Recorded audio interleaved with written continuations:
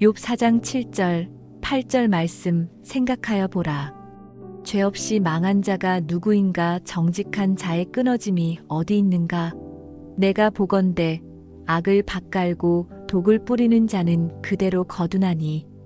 오늘 아침 묵상의 주제는 고난에 대한 하나님의 섭리와 은혜입니다. 오늘 본문은 고난의 원인과 하나님의 섭리에 대해 깊은 질문을 던지게 합니다. 엘리바스는 욥의 고난을 그가 지은 죄의 결과로 단정짓습니다. 그의 말은 잠언의 교훈과 비슷해 보일 수 있지만 엘리바스의 관점에는 치명적인 문제가 있습니다. 그는 모든 고난을 인간의 행위와 직접적으로 연결짓는 도덕주의적 사고방식을 가지고 있습니다. 엘리바스는 세상을 기계처럼 단순하게 바라봅니다. 그의 생각은 다음과 같습니다. 선한 행동은 축복을, 악한 행동은 저주를 가져온다. 이러한 관점은 인간의 행동에 따라 삶이 완벽히 통제될 수 있다는 착각을 낳습니다.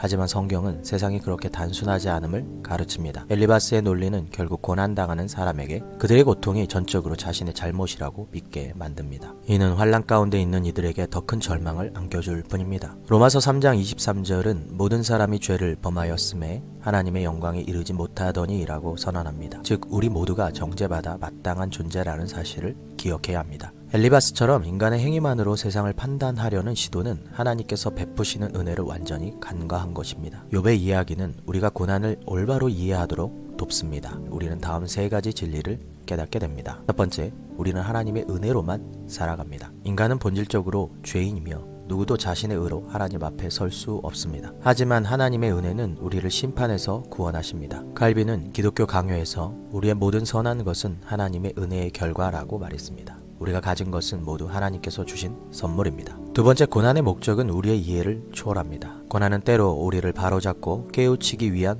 도구일 수 있습니다. 그러나 모든 고난이 그런 목적을 가지고 있는 것은 또 아닙니다. 욥은 자신의 고난이 어떤 이유에서 비롯되었는지 알지 못했지만 하나님을 신뢰하며 고난 속에서도 믿음을 지켰습니다. 하나님의 선한 계획은 우리의 눈에 보이지 않을 때가 많습니다. 세 번째, 상벌은 이 땅에서 완전하지 않습니다. 선악에는 상벌이 따르지만 이 땅에서의 결과는 제한적일 수밖에 없습니다. 로마서에서는 하나님이 예수 그리스도로 말미암아 사람들의 은밀한 것을 심판하시는 그날에야 모든 것이 드러날 것이라고 말씀하고 있습니다.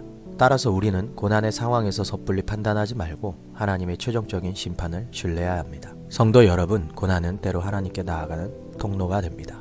우리는 이 믿음을 붙잡고 하나님의 은혜를 의지해야 합니다. 하나님은 우리의 고난을 아시며 그 고난 속에서도 하나님의 놀랍고 선한 계획을 이루어 가십니다. 그러므로 고난 가운데 하나님의 은혜를 묵상하며 감사의 기도를 드려보십시오. 하나님, 제가 이해하지 못하는 고난 속에서도 은혜를 베푸시는 것을 믿습니다 라고 기도해보는 것이 참 좋겠습니다. 하나님의 섭리를 신뢰하는 믿음의 여정을 걸어가시기를 주님의 이름으로 소망합니다.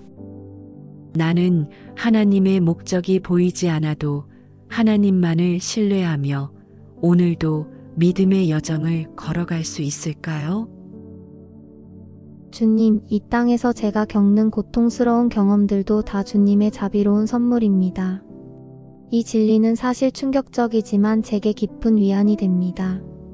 제 시각과 균형 감각이 바르게 잡혀야 이 사실을 오해하지 않을 수 있사오니 성령으로 제 시각을 치유해 주옵소서. 예수님의 이름으로 기도합니다. 아멘.